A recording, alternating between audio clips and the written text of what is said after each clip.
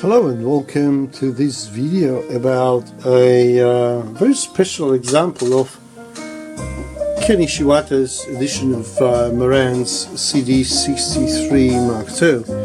And special not only because it's champagne gold, which is the very first that I've seen of that color, after having about half a dozen black ones, and not even because it's such a good condition that if I had an original box and put it in and sealed it, you would have thought it is a new old stock. It's the modifications. I myself don't modify stuff because I don't think I'm clever enough to do that kind of thing, but there are some people that are clever, and this is one example of that. Well, partly clever, partly not so clever, but let's see what's been done. A couple of those capacitors have been replaced. There used to be Elna Silmic, there are some SMAs there. For some reason there was a resistor here and there is a Silmic capacitor. I have no idea. Obviously it must be a clock circuit here.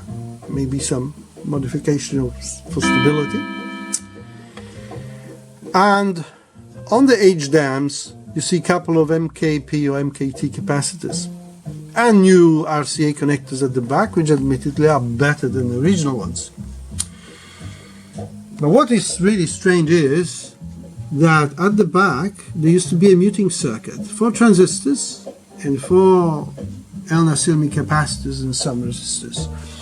Some of you that remember or watched my other video with the CD63 having popping sound will remember that I traced the fault in to those transistors there. These are special muting transistors, 2SC2879, and they're very fast and they sink huge current. And normally they prevent popping during pauses, change tracks, startup, like that. But this unit doesn't do any of that.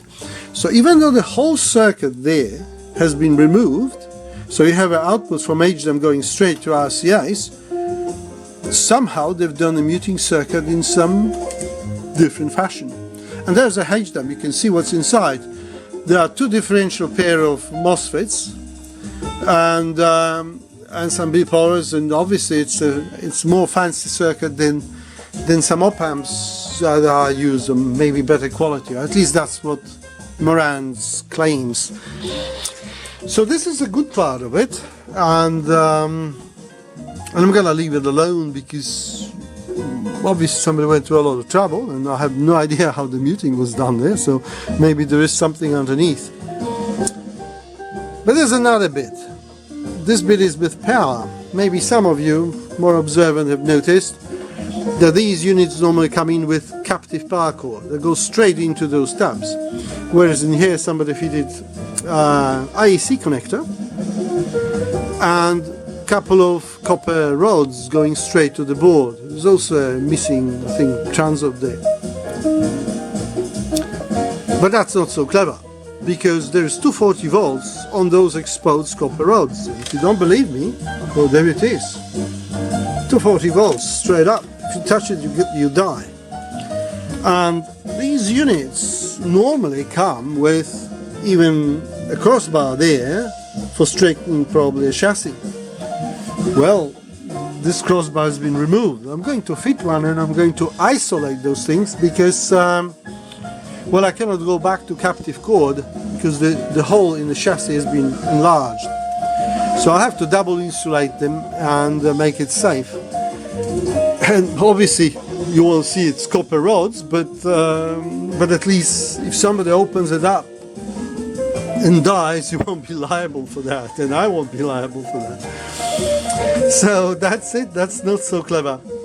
Other than that, what was wrong with it? What was wrong is that for some reason they replaced the laser unit and it didn't work, and they said, oh, maybe it wasn't that good, and it wasn't. So I fitted one of mine and had a bit of trouble adjusting laser, because you have to do it these days, simply because they fit just different value of potentiometers there, and you get lasers 3 or 4 times the power or not enough, and those things are all very smooth and nice and slow drawer. And I fitted also new belts on it because that's what I do, and I've cleaned contacts.